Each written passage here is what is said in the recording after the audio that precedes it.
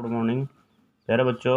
Class 9th में SST में हम जो लेसन पढ़ रहे हैं वो फ्रांसीसी क्रांति पढ़ रहे हैं और इस लेसन को हमने अच्छे से पढ़ा है। इसके बहुवैकल्पिक क्वेश्चन किए हैं, इसके अति लघु किए हैं, इसके लघु सभी क्वेश्चन किए हैं और उसके जो विस्तृत क्वेश्चन है यानी दीर्घ answer type question, long answer type question वो भी हमने कवर कर लिए हैं।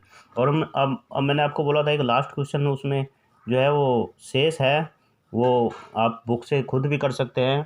हम भी नोट से उसको आपको बोला था कि एक बार बताएंगे।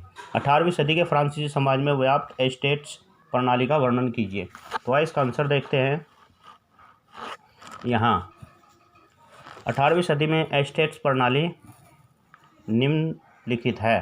प्रथम स्टेट पादरी वर्ग तथा पादरी वर्ग जो चर्च व्यवस्था से जुड़ा था और इस कारण उसे कोई विशेषाधिकार प्राप्त थे।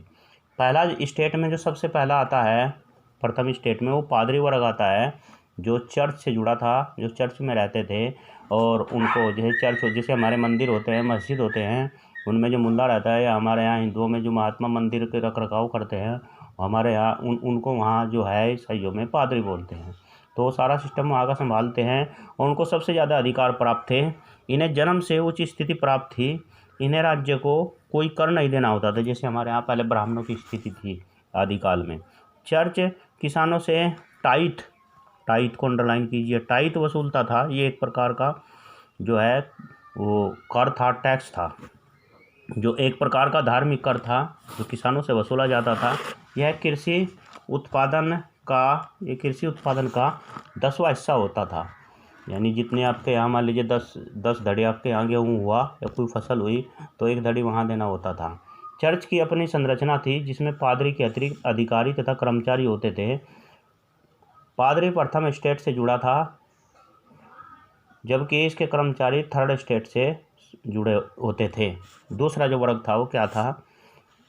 द्वितीय वर्ग या द्वितीय स्टेट। आप ए स्टेट से लिखना उसी तरीके से। यह कुलीन लोगों का वर्ग था जिसमें धनी तथा सामंत शामिल थे। जो धनी लोग थे, जो सामंत लोग थे, कुलीन लोग थे, राज परिवार से संबंधित लोग थे, ये उनका वर्ग था। इन्हें राज्य को दिए जाने वाले करों से हार प्राप्त होती थी, यानी इनके पास भी कर नहीं थे। यह वर्ग कई विशेषाधिकारों से लैस था। सामंत किसानों से कई कर प्राप्त थे। उन्हें जो सामंत थे वो भी किसानों से, जिसमें सामंत भी आते थे कुलीन में, वो किसानों से कर प्राप्त करते थे।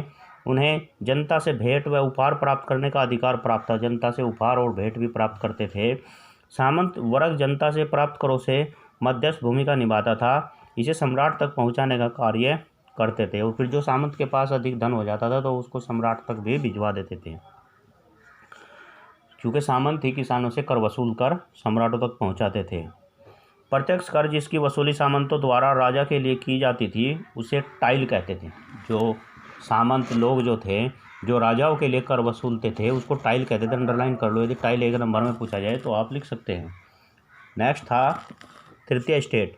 पादरी तथा कुलीन वर्ग से पृथक जनसंख्या का बड़ा हिस्सा तृतीय स्टेट कहलाता था। इसमें कर्मचारी, वकील आदि शामिल थे। अब तीसरे जो स्टेट में थे कर्मचारी, वकील और दूसरे तरीके के लोग थे। यह विशेष अधिकार से वंचित वर्ग था, यानी इसको कोई विशेष अधिकार नहीं था राज्य में, जिसे पादरी तथा कुलीन द्वारा लगाए गए करों की अदायगी करनी होती थी। और जो पादरी लोग कर लगाते थे इनके ऊपर और जो सामंत लोग कर लगाते थे इनके ऊपर, कुलीन लोग कर लगाते थे, वो भी इनको देना होता था। तीसरे वर्ग के लोगों को इन्हीं के ऊपर सारे करते। इन वर्ग को टाइट तथा टाइल कर उच्च स्टेट को देने होते थे। अपने पीछे बड़ा टाइल क्या है, अपने इधर बड़ा टाइट क्या है, तो ये सब आप जान लीजिए। थर्ड स्टेट के किसानों के ऊपर के दोनों स्टेट के लोगों की सेवा करनी होती थी। और जो थर्ड स्टेट के लोग थे उनको ऊपर वाले जो दोनों स्टेट थे, यानी प्रथम स्टेट और द्वितीय स्टेट, पादरी लोग, सामंत लोग, कुलीन लोग, उन सब की सेवा भी करनी होती थी। वे उनके घर तथा खेतों में काम करते थे। सैन्य सेवाएं प्रदान करने के साथ सड़क निर्माण में भूमिका निभाते थे और सैनिक भी यही लोग थे, सड़क भी यही बनाते थे। थर्ड स्टेट के लोग कुलीनों को अपने आर्थिक तथा राजनीतिक विकास में बाधक मानते थे। तो ये इस तरीके से है भाई, ये आप बड़े अच्छे से इसको नोट कर लीजिएगा साफ स्वच्छ तरीके से। और इसकी अच्छी सी कॉपी मैंने आपको बता दी थी, मोटी सी कॉपी बना लेनी आपको और साथ साथ इसको आपको याद करते हुए चलना है। फिर भी यदि कोई बात इसमें ऐसी आ जाए आपकी जो समझ में ना आए, कोई सेंटेंस, कोई वर्ड, कोई टॉपिक, कुछ भी कॉन्सेप्ट हो ऐसा जो आपकी समझ से बाहर हो, तो आप उसको अंडरलाइन कर लीजिएगा या अलग कॉपी पर लिख लीजिएगा। और जैसे ही आपके विद्यालय खुलते हैं तैसे ही सबसे पहले आपके यही डाउट्स क्लियर विद्यालय के अंदर किए जाएंगे। Thank you.